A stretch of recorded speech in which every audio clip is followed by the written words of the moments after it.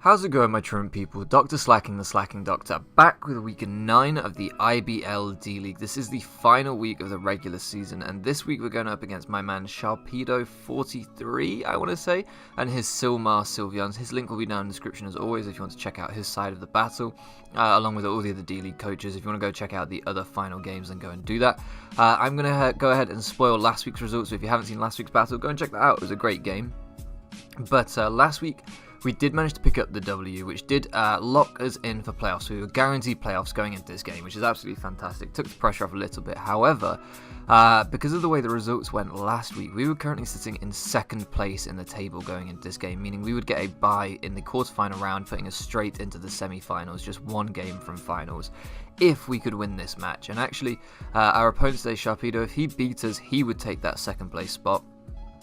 Or if we lost by too small a differential, or he won by too small a differential, and Mid managed to win his game against OP Jellicent by a big enough differential, then he still had a chance of picking it up as well. So from my point of view going into this game, basically first priority is to win, and that gives me a great chance. And if I can win 2-0, if we can go 2-0 here, that will secure the place. A 1-0, Mid can win 6-0 and finish ahead of us, but a 2-0 absolutely guarantees that we will get the bye in the first round of playoffs, which is incredible. So I knew that going into this. I knew that 2-0 win locks everything up. A 1-0 win means Mid has to 6-0 OP Jellicent, who's still undefeated. So, yeah, pretty nice situation to be in, but definitely can't underestimate my opponent.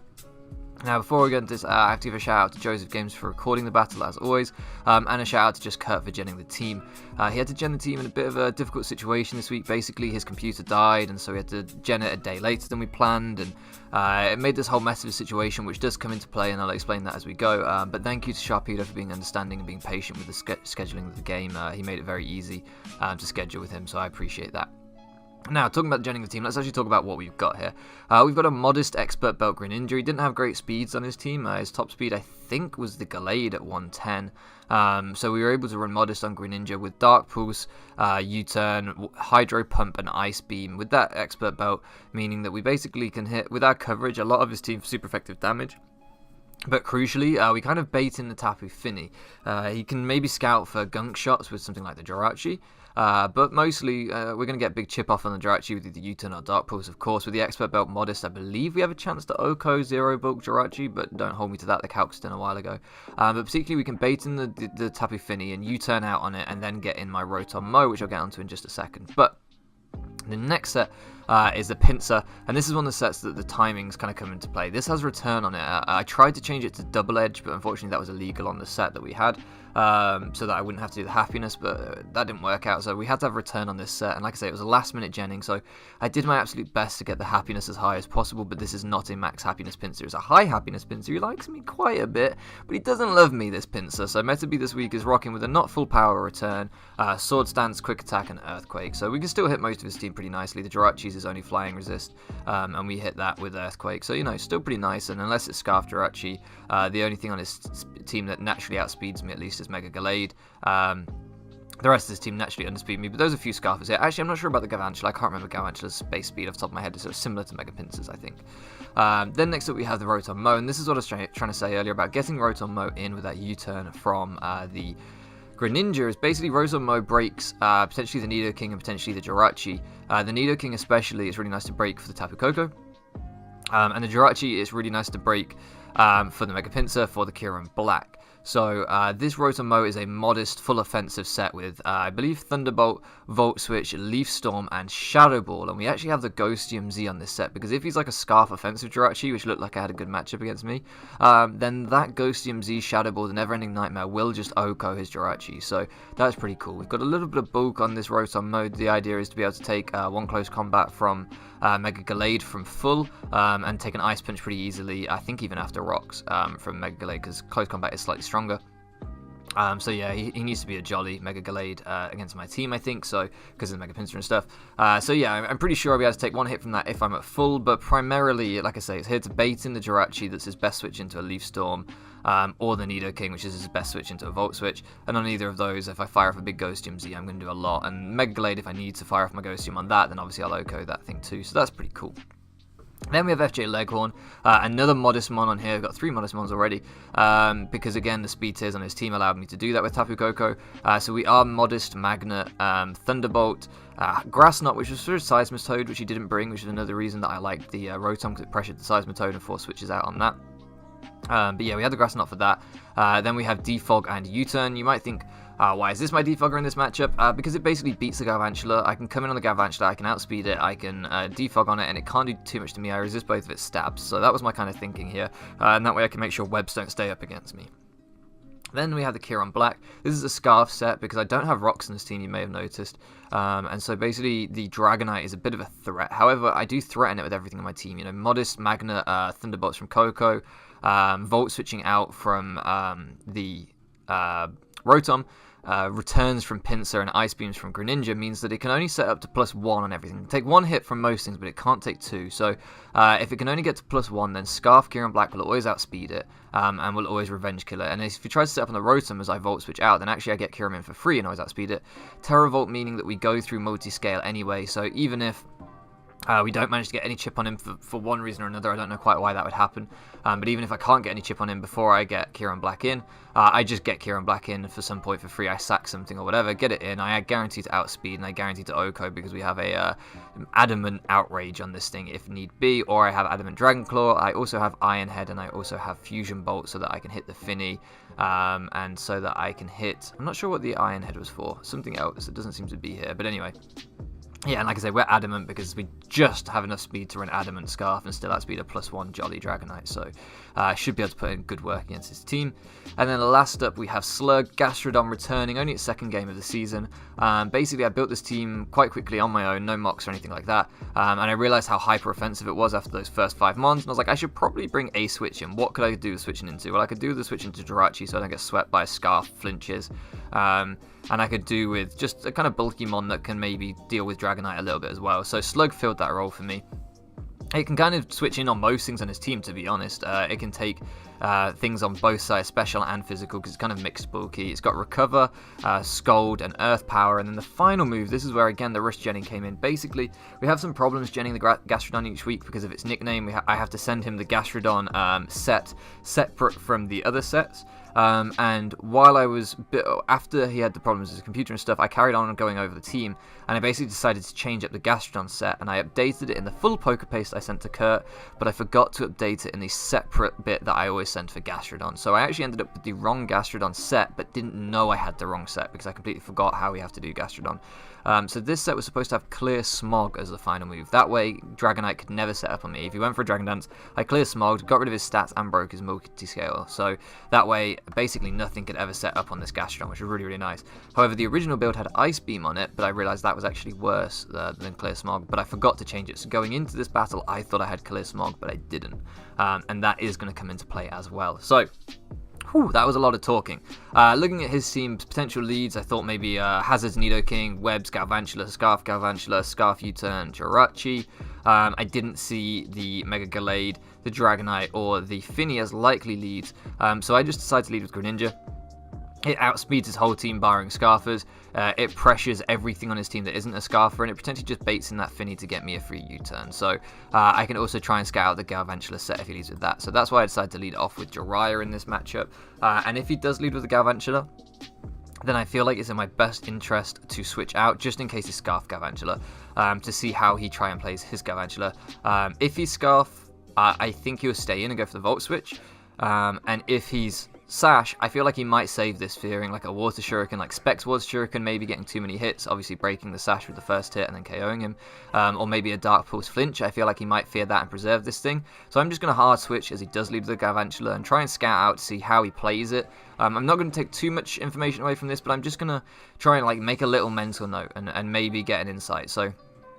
as you can see, we switch out first, and then he actually goes for the Volt Switch, so I'm like, okay, I went into Koko because I was guaranteed to take anything from this thing, and I didn't feel that I need a massive amount of health on Koko in this matchup, and he goes for the Volt Switch, so I note down, played like Scarf, because to me that feels a little bit like Scarf, because as I say, he might have to fear the Water Shuriken, he might have to fear the Dark Pulse Flinch, so but there's no guarantee because he could equally be Sash and just be trying his luck. So he goes into the Tapu Fini on my Coco, which shocked me.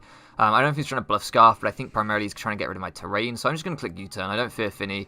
I'm assuming he's just trying to get rid of my terrain, and then he's going to go as a nice little pivot into the Nidoking, and he's just trying to get his Nidoking in and get rid of my terrain, I think. So I'm just going to go for the U-turn and get back into my man Jiraiya, and here I'm free to go for that U-turn because there's really nothing that can switch into me apart from, I thought, the Tapu Fini, but actually he goes back into Jirachi here, obviously trying to scout for Gunk Shot, I think. He potentially predicting the Fini coming in and Gunk Shotting, I'm not quite sure. I guess it was just a mid-ground play where he could take a Hydro Pump or a Gunk Shot.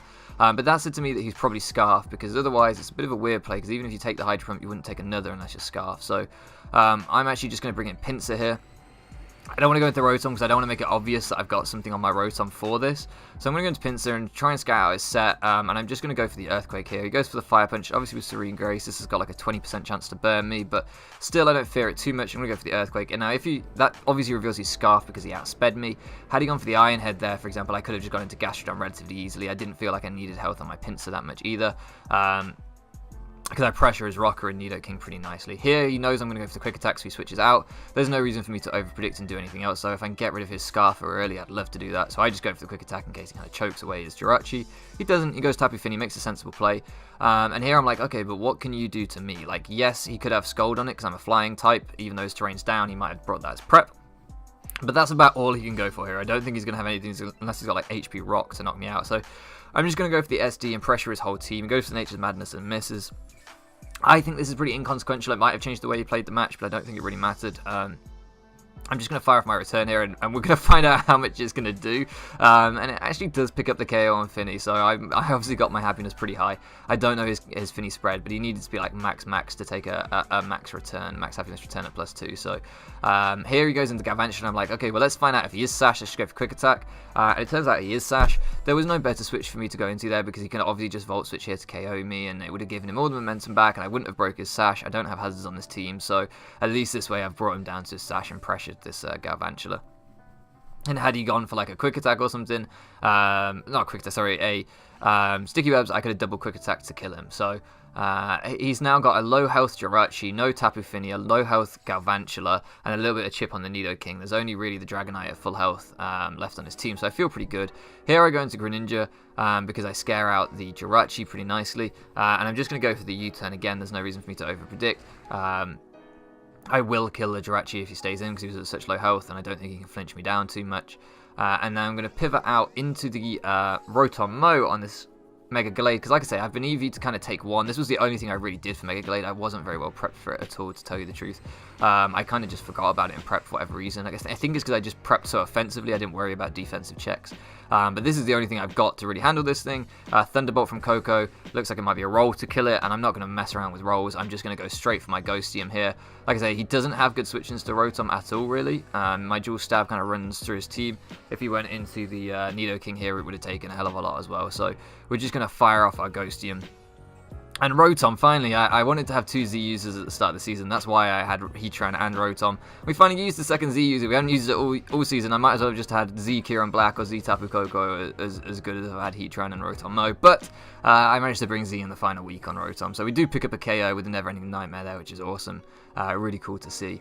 And now the Galvantula comes back out. And I'm like, okay, I'm just going to Volt Switch, and he's presumably going to kill me. But he goes for the Sticky Web, and I'm like, that's not ideal. But it's okay, because I still think I could have gone like Hard Coco there, for example, but he can always just switch out this Galvantula, go into Nidoking or something on my Defog, then he gets offensive momentum back, and this Galvantula can still come back in and set up webs on something that's faster than later. So I figure at this point I'm just going to have to play through webs. And here I go into Jiraiya, and this is really key. At this point, like I say, he's got, what, a 1 health Galvantula, a 10 health Jirachi, a 90% Nidoking, and a full health Dragonite. So for him to beat me, bear in mind I've got Scarf Kieran Black in the back that kills everything on his team apart from the Jirachi that outspeed me. It kills everything else on his team, apart from a Dragonite at +1. So the most important thing for me to do here while webs are up is to not let Dragonite set up, because if a Dragonite sets up and he has the right Z or whatever on this thing, then he can just sweep me at this point, because he's essentially going to be +2 speed compared to my team. So I wanted to go into Gastrodon here. I wanted to go into Gastrodon. It would bait out the Dragonite, and I would just click clear Smog in front of it, break his multi-scale. It would never set up. He would have to eventually kill me, and then I would get Kieran Black in for free. I would outspeed, and I would kill that thing. And then I would proceed to pretty much kill his team with Kieran Black, barring the Jirachi, of course. And the Jirachi needs to flinch me to be able to deal with me anyway. So I was like, okay, I'll go into Gastrodon here, and then I went to send Gastrodon out, and I saw Gastrodon set, and I thought, ah, shit, I don't have clear Smog. Oh, no, this is bad. So I go into Jiraiya instead because it still kind of pressures the Dragonite a lot in terms of it doesn't let it get too set up. I mean, that's not really... Yeah, not too set up isn't really ideal. But still, I can try and pressure it. I can go for the Ice Beam. Maybe scare him into thinking I have like Water Shuriken or something, some sort of priority on my team. I don't know. I really don't know here, but he goes for the E-Speed and does so much, he reveals that he's banded Dragonite, and I'm like, oh, thank fuck for that. Thank God, because this was a tough situation. Him getting webs up that turn could have just beaten me down had he been Dragon Dancing the right Z on this thing. So here he just goes for the E-Speed. The reason I keep Jiraiya around is because late game, the only way I think I'm going to lose this match now, looking at this, is if Jirachi flinches down my whole team. Because this thing isn't Dragon Dance, it's never going to be able to outspeed my Kieran Black. Kieran Black also outspeeds his Nidoking because I'm a Scarf set, or it should outspeed his Nidoking. It's not guaranteed, but I think I'm going to outspeed his Nidoking. And even if I don't, I'm guaranteed to take one hit from Nidoking, barring some chips. So from that perspective, I'm like, okay, the way he wins is by flinching me down with Jirachi. The way that Jirachi can flinch down my team easiest is with Heart Stamp or Zen Headbutt, because my Gastrodon resists Iron Head.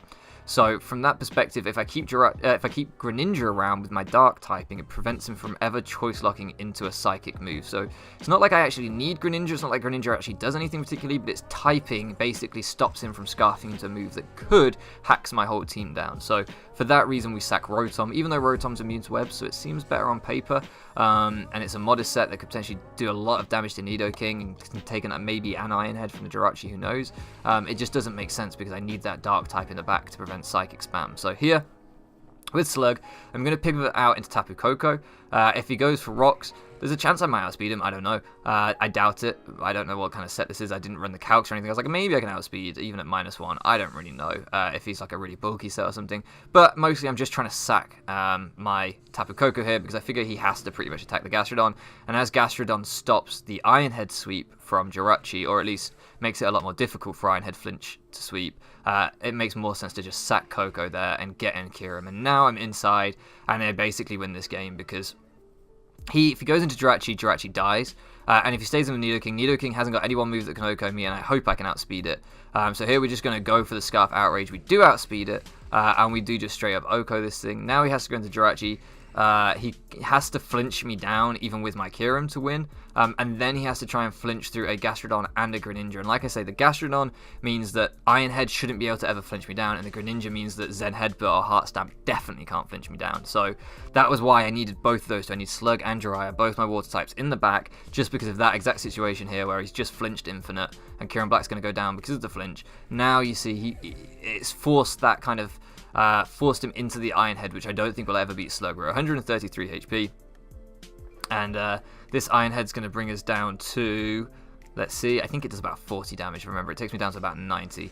Yeah, there we go. So he would have needed another 3 of those to kill us. It was a 4-hit KO, and we can just fire off the Earth Power here, breaking through the flinch first time, which is nice. But like I said, he would have needed like 4 back-to-back flinches to win that game on my Gastrodon, which is, like I say, that's why we make those plays at the end of the day. So yeah, we managed to pick up the 2-0 win exactly here with Jiraiya and Slug left alive, which secures the first round bye for playoffs. It's exactly what I was targeting going into this game, and it feels good. Feels good. We finished second in the league in the overall season behind OP Jellison, so having the second best record in the league, albeit only by differential, but still, it feels nice. It feels nice. I definitely think we could have won 1 or 2 more games had I played better, had I prepped more thoroughly, so I'm proud of how this season went. I really am, and I want to give a big shout out to everybody involved in the IBL D-League community, because the coaches, the admins, mods, everyone else has been absolutely fantastic. It's been a pleasure to be a part of this community, and also I want to give a huge thank you to you guys, because this has been one of my favorite regular seasons to upload. The support on these videos has been incredible. It seems like everyone's really enjoying having Wi-Fi content on the channel, and I know I've been loving it, so thank you to all of you for your support. It's been amazing. And yeah, we're in the semi-finals. Your Bowland Bovines are in the semi-finals of the IBL D-League. We don't know who we're playing yet. We'll be playing the highest seeded team that will come through. So we could play either Pokemaster Mid, Jack, or Sharpedo. We could play Sharpedo again. Now, hopefully, obviously, I'd rather play Mid or Jack, just because having played Sharpedo this week, I don't particularly want to play him again next week. It feels weird prepping for the same team 2 weeks in a row. Not a big fan of that. So I'd rather play one of the others if we can in semi-finals, but ultimately, it'll be a pleasure to play all three of them. So hopefully we can pick up a win. We're 1 win away from finals. To make finals would be awesome. My target this season was to make playoffs, as always. We've done that. Anything else on top of that is a bonus. So fingers crossed we can make finals. Who knows? Next week there will be no IBL upload, of course, because we've got the bye week, so we won't have a battle. But the week after that, we'll be back with the semi-finals, so that's pretty exciting. Obviously now, this video should have gone up on Monday, and IBL videos, however many more there are, there's going to be at least one, but hopefully there'll be 2. Will both be up on Mondays as well, just because of the APA now starting on Sundays. So, yeah, I think that's all I've got to say. As I say, thank you so much for the support this season, guys. It's been amazing, and I've really loved every minute of this. Thank you so much for loafing around with me, and I'll catch you again next time.